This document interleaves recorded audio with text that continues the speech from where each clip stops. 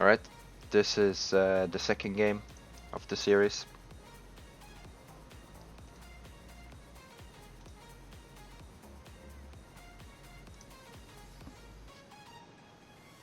Just gonna fix... I'm misclicking horribly. Time controls. Move this little window. Oh yeah, I'm playing top lane this game. It's the first game of the season, I believe. On this account, I'm just gonna redirect the frames a bit.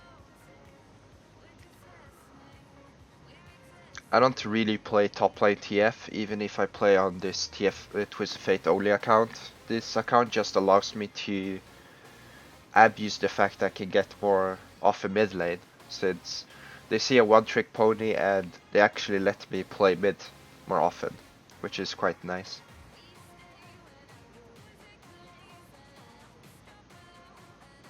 I just stand at a safe distance until the laning starts.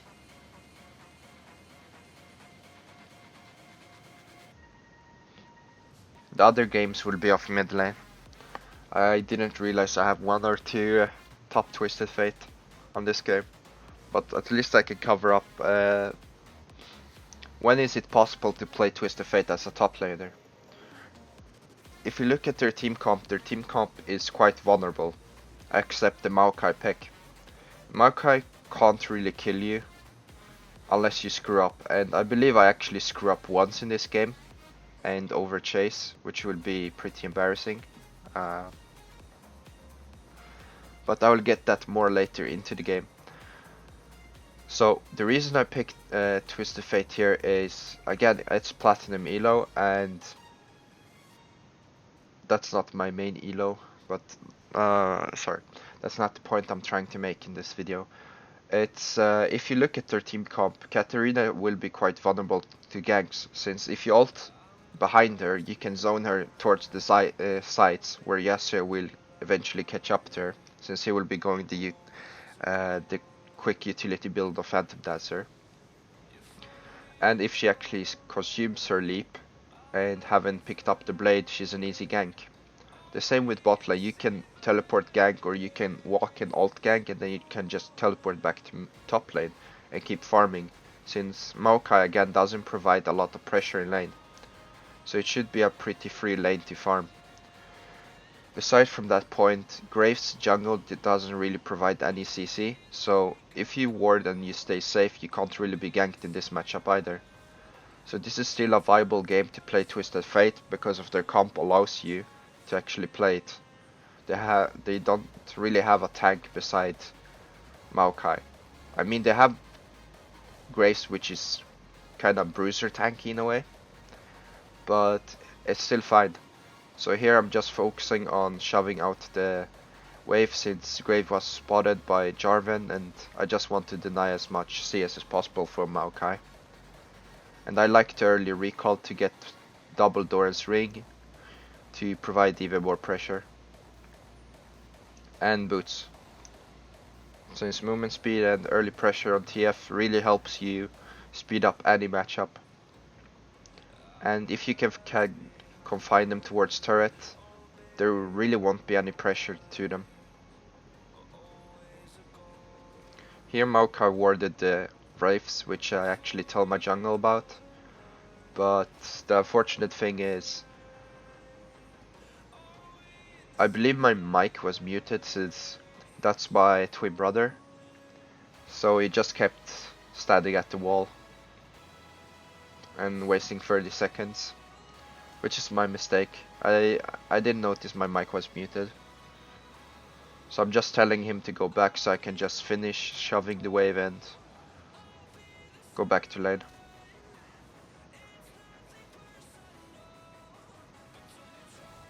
Again, just shoving in the lane against Maokai.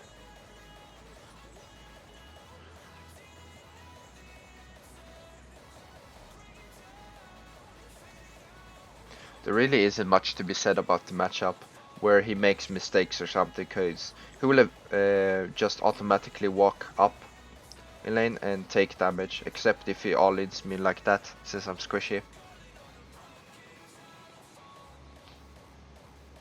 I believe my first item is Abyssal, since I can neutralize a lot of his damage and he will be going magic resistance anyway.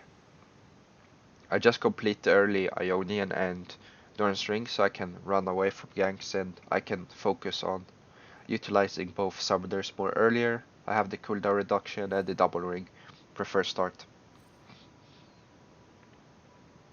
I'm choosing not to TP since I won't miss that many minions from the turret, and I will get back to lane relatively quickly with my summoners of having movement speed coins and completed Ionia boots. It's better to have the TP up, in fact, if a lane comes. Maokai sees that I'm back to lane already and I have a lot of shoving power. He immediately engages on me, which is bad in this scenario, since it's gonna take a lot of free damage and I get to shove the lane for free.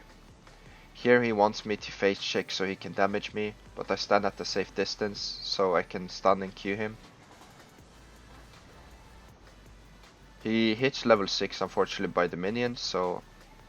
Oh no, no, this is coming up. I'm so retarded. I didn't want to ward because I thought his ult ended and he was running away.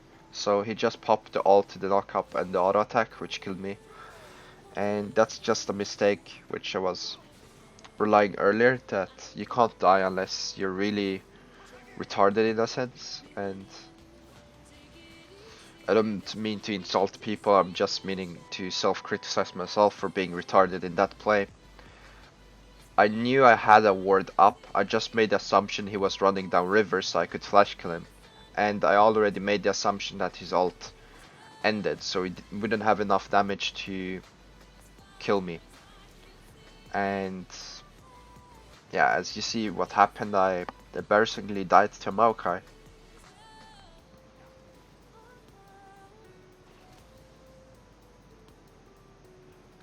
Well, it doesn't really change the lane, since even if he does, I mean, even if he do gain an advantage over me, it's just doesn't do much. He needs to double engage and kill me, and most of the times I can be safe from his W, unless I overextend with the autos. So he can't really catch up to me to do the double combo, unless he does it once and then flash because he wants to go for the all-in. Here I spot them, so I go in to help Yasuo with the Graves. Graves ends up flashing. However, I end up getting him anyway since I carded him, so I fetch tanked. The good part is fresh tanked that turret, so I'm able to get Jinx. Fortunately Katarina arrives, so I'll get picked up. But it was a great roam after shoving the top lane, which allowed it to be possible, so I wouldn't miss much of top lane if I managed to live and get back to lane in time. Since if we look at top lane at the moment, there isn't really a wave. I guess most of it has been denied already. But I will get him back for this wave, or most of it, since it's a Cadian wave and it takes longer to shove in. We could have ulted just to shove it in quicker, so I miss. I believe I catch up for the Cadian minion. But let's see. No, actually I miss it by one hit, because now I could have carded it if it had one more hit on it.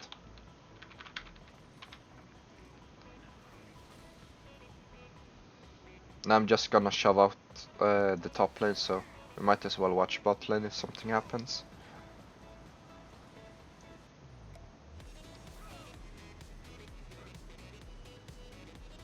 Neither side managed to convert something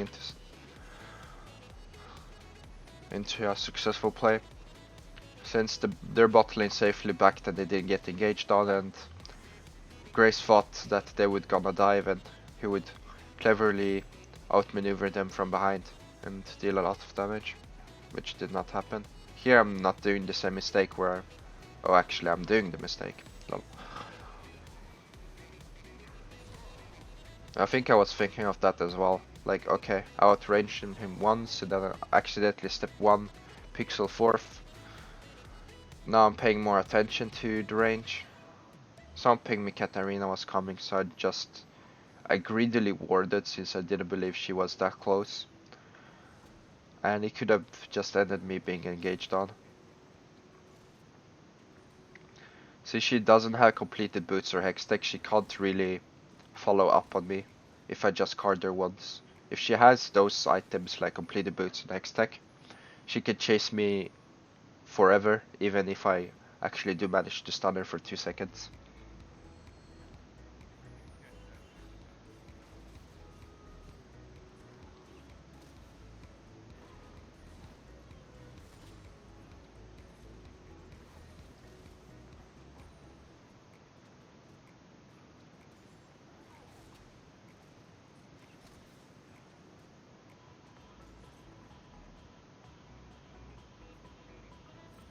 I must say though, I envy top laners for persistently playing top lane.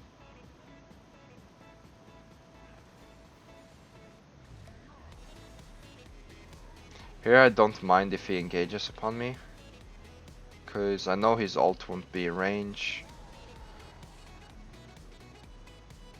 Actually it hit me by the edge, and I wanted to go back to lane, since I believe I have enough money for Lishbane, if I remember correctly. Oh no, actually I'm delusional. I went Sheen and for the Abyssal. Sheen is for the additional mana to get back into lane and just have our early damage provided.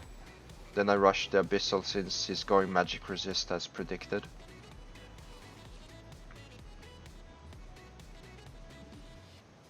He's going Rod, which is a bit weird, but he wants more pushing power, and since I don't really provide that much pressure on him, I guess it's an alright buy. The magic resist item would be better though, the 1200 one, Spectral Scowl, I believe its name. Since every time I auto attack, he will just heal and he will negate a lot of my early damage if I manage to hit a few Qs in. Here I just decided that this was the better play to go for, since both teams were overextending, so I just went for a quick kill on, was it Janna first? Yeah, and then diving Jinx. Since my jungler was eagerly going for it and he was taking the shot, so. And the bot lane is really behind at this point, so even if I don't have Lishbane as of yet or the complete Abyssal for the 10% increased damage taken, I can still deal with them since they're really far behind, and my damage will do about the same amount of damage as I would already have Lishbane if they weren't behind. So it kinda neutralizes stuff. Yeah, I'll play some TF games. I can do it after this one. I just wanted to start. Ah. Wait, let me write in chat so it doesn't interfere with the replay.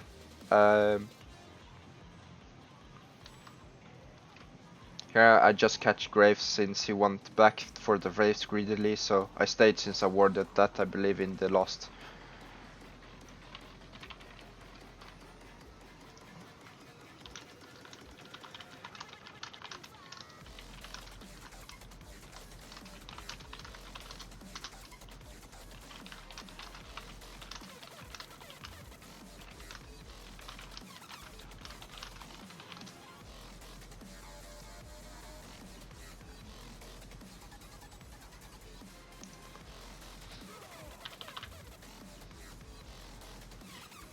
Here I'm just poking the Maokai, and yet I'm still talking about the safe distance and I'm barely getting in on it. Since he knows every time I step forward for auto attack, it still takes a pixel of delay to step backwards. So you actually gain that pixel advantage over me if I do manage to step. And this is something I abuse frequently in mid lane when I'm trying to kill enemy mids. When they step forth to do a spell and stuff. Here I know he's low HP. I'm waiting for his ult to time out, but for some reason he decided to step out of the bush.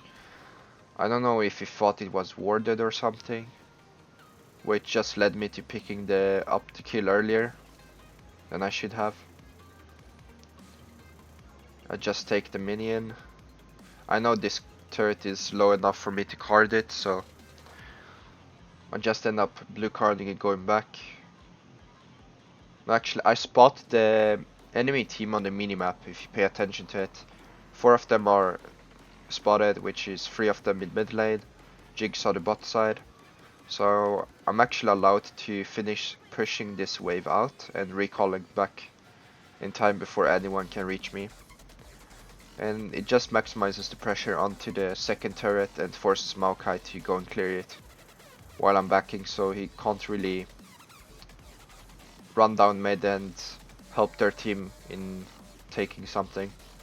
But he has cooldown on TP, so I guess it would have been hard on him anyway. Here I'm running down mid since it will take time for the top lane to reset or shove into my turret, depending on how much Maokai pays attention to it and spends time.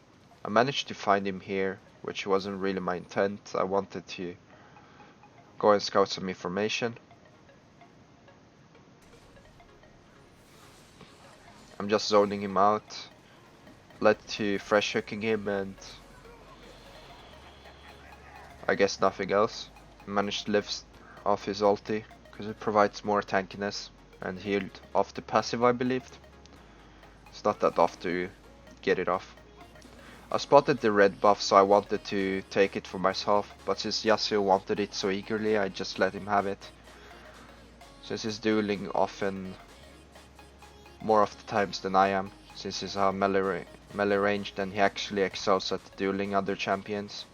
So he gets the speed buff and leaps through stuff. Well, that's self-explanatory if you're a keen Yasuo player. I'm just shoving out top. I'm paying attention that I don't know anyone in the minimap, so I'm sticking to the upper part in case of someone coming down from the bottom side, so it gives me some time to lock the card, go upwards, stun them, and then just run straight back in a vertical line.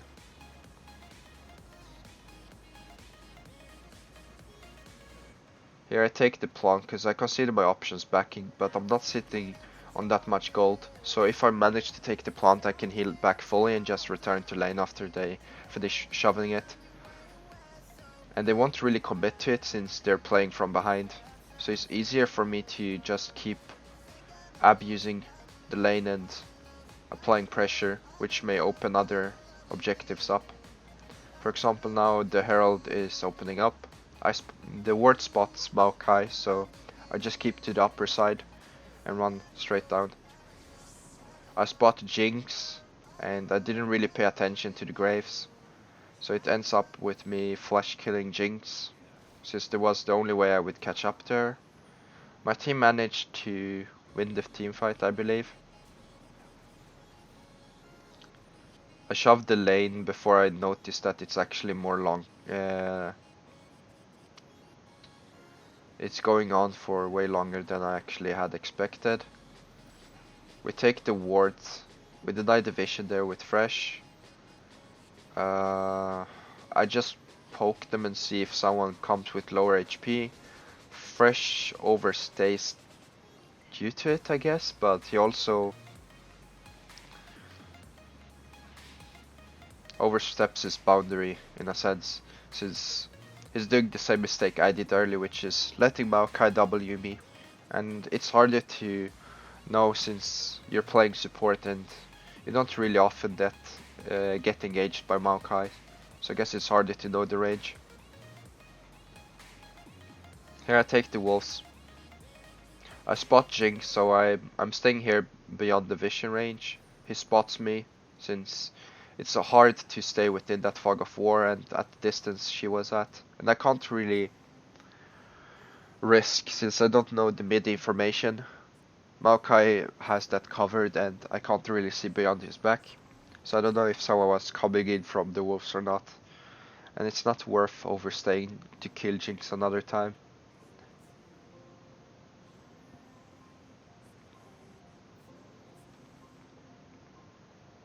Here I'm heading for the blue.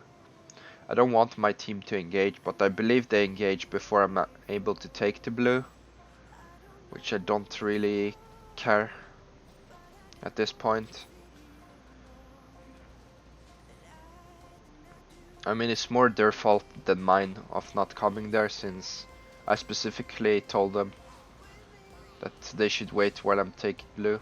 But it still ends up good and we end up cleaning up the game. This will allow a push. Or...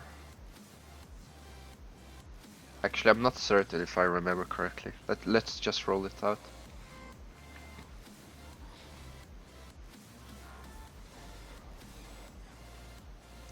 Now this ends up with us backing, kiting them backwards. My twin went for the Grace, which got me killed because I was going for Maokai, so I hoped he would zone with me. And I would maximize my damage by queuing into Maokai and the other two players, but it ended up with him Wing me and them catching up. And that's just me putting false trust into what my twin wanted to do with or accomplish with Jarvan. He wanted to go into the squishes and zone them, but what it allows is it allows the tank to move in on the squishy target, which is their priority, and that's me in this case. And if you manage to put the root and knock me, it says for the squishes after Jarvan finishes the only combo he can pressure with, since they know he doesn't have ult up. And it just allows them to roam past him and capitalize on the kill. So that fight was a small misunderstanding of how we wanted to kite them backwards, and it just allowed them for engaging on me, which led to the death. I'll just clear the wolves since there is much to clear, even if they do start Baron. I'm looking mid to see if I can clear the mid wave before Baron. Yes, it's trying to zone them out. I spot Jinx in top lane. She quickly gets help by Janna, which doesn't allow me to kill her.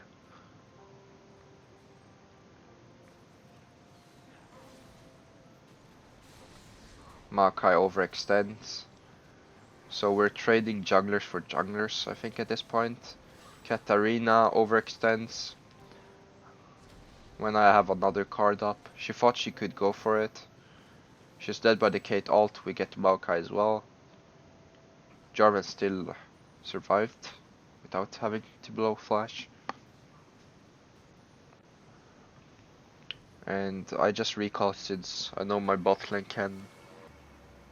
Oh yeah, I actually made the mistake to teleport on an expired ward since I didn't want to push back one of the mid wave minions to take the mid turret, which is a pretty huge mistake. But the bot lane do take the turret since Jarvan is pressuring mid, and it takes their attention towards trying to stop him from getting the mid turret, since it will open up the possibility of an inhibitor take, and it threatens them even further so since they're behind.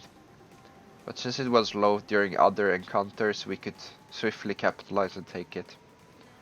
I shove out the wave to gain vision advantage with the minions to see if we should go for a Baron play next, which is definitely possible, but this point we don't really need it. We could have just as easily group it and take the inhib.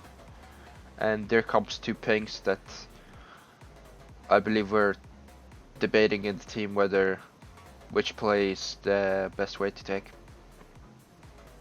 Jinx is bot side, so the Baron play is possible. However, it's also possible for me to free kill her since she's bottom side, like I just said. And we know that the other four are not nearby. Katarina is overextended, which makes me take most of her health, so she's coming into the lane and allows me to also kill her since she wastes her first additional E to actually come in lane, and then she wastes the other E without picking up the blade, which does not reset her leap, and it allows me to flash kill her due to two simple mistakes. And this leads us to close out the game after killing the both carries alone, and my team capitalizing on their team and engaging. And this is the end of the second game of Twisted Fate commentary. I will now, and this series will be ongoing, so I hope you tune in for the next game. Not all games will be commentary, there will be also some gameplay ones. It depends on how often I stream, but you can catch the live games at Twitch TV, TF only West, if you want the live action. Thank you for watching.